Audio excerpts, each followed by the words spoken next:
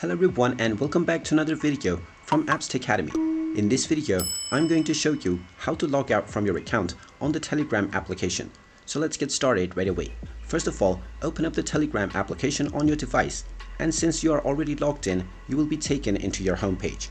Now from this page, if you wish to log out from your account, tap on the menu icon at the top left corner. You will now see your profile.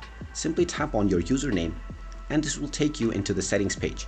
Simply tap on the three dots at the top right corner and then click on Logout, and you will see various other options as well. Simply tap on the Logout button at the bottom section and you will once again be asked whether you are sure that you want to log out from your account. Tap on the Logout button and now this will log you out from your account on the Telegram app. And now you can tap on the Start Messaging button and then continue with your credentials in order to log back into your account and start using it once again.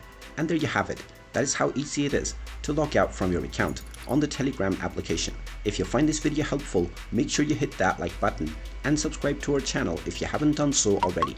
Also ring that notification bell to never miss another update from us. Thank you for watching and I will see you again in the next video.